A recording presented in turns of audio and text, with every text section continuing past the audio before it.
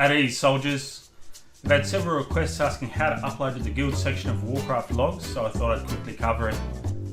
First, we go to Warcraftlogs.com and create an account, if we don't have one already, that is. That simply needs a username, email and password, and after clicking create, we'll be emailed an activation link. We click that activation link and then we're able to log into the account. On the login page, we can either log in using the username and password, or after we link our Battle.net account, we can use that instead.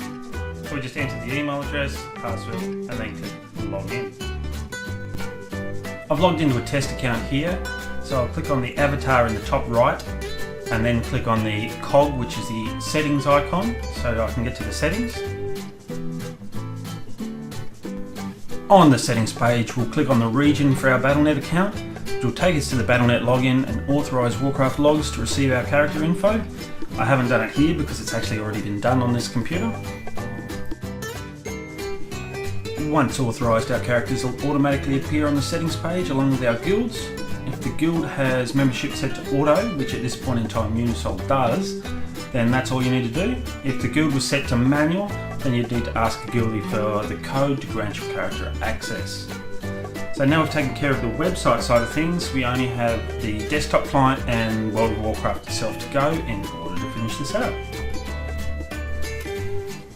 One way to download the client is to go back to the main page. Then we'll be able to click on the install client link. Then we get an option, we can either download Adobe Air and the client, or we can just download the client using Electron. Personal preference here, either or. I don't really have a personal preference as to which one. I'm not going to try and push you in any direction. Once it's downloaded, follow the install prompts and then we'll get it set up. But what we will need to do is press our escape or get out our system menu. We're then going to come down to network and we need to make sure advanced combat logging is selected. If we've got advanced combat logging selected, we can go and apply that.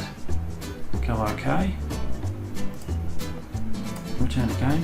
What we'll have to do now is we actually need to exit the game because that's actually not enough.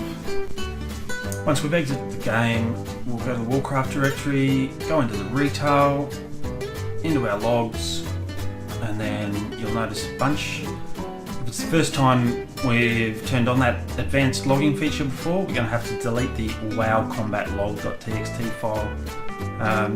You can see here mine's like nearly 1.3 gig anyway. As I live log everything, I know that there's not going to be anything I need anyway.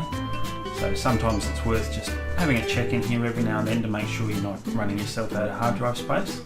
But if it's the first time, we need to delete it anyway. Elsewise, when we try and upload logs, it'll complain to us that the log file was started without advanced logging enabled.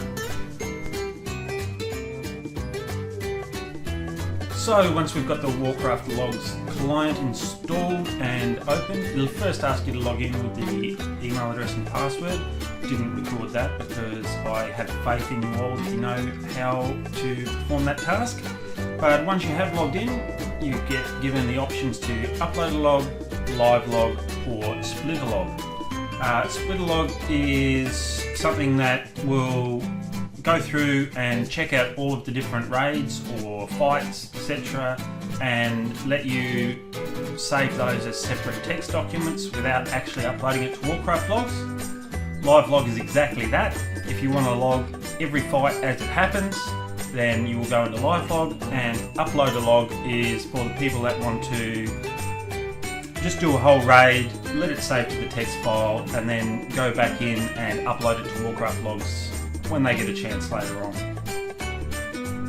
So to look at the options, if we go into upload a log, so in the upload logs we've got our wowcombatlog.txt file. You need to tell it where that is, which will usually be World of Warcraft retail logs directory. And below that to the left, will come up as personal logs to start with. We can click on choose and then change that to a guild.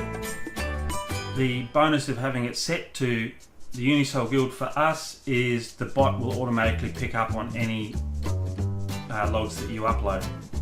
To the right of that, we've got public, private or unlisted, which is whether you want everyone to be able to see it, only a select group, or not to list it at all.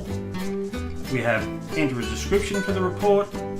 That gives it a bit more of a meaningful name so you can search for things in the future. And then below that we can select specific raids to upload or just upload all of them. If you have been raiding for quite some time and haven't uploaded anything, you definitely want to select the select raids. If you are pretty consistent with uploading, you can probably just go ahead and just upload the whole lot. We click go and away it will be. The live logs is pretty much exactly the same, except when you click on live logs you'll get options similar to this. You won't be able to select raids obviously because you haven't done them yet. And when you click go, it will just come up and say, yep, waiting for fights basically. With the live logging, as soon as it realises you're in combat, it will change and say waiting for combat to end. When that combat ends, it'll have a look. If it's a raid, it will then upload that fight straight away to Warcraftlogs for everyone's view. Well, once you've clicked on stop, you're probably going to want to click on delete wowcombatlogs.txt. If you don't do this, it may try and upload the same logs again in the future, and if you go archive, you want to have a lot of hard drive space because these files do tend to take up quite some room.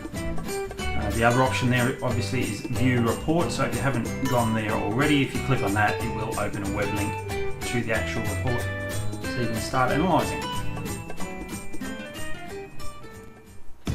I needed some members logging sooner rather than later, so excuse the quality. I know you can make your own decisions, so I'm not going to tell you to like, comment and subscribe, although if you're Horde on Frostmourne Oceanic, enlist with Unisol today.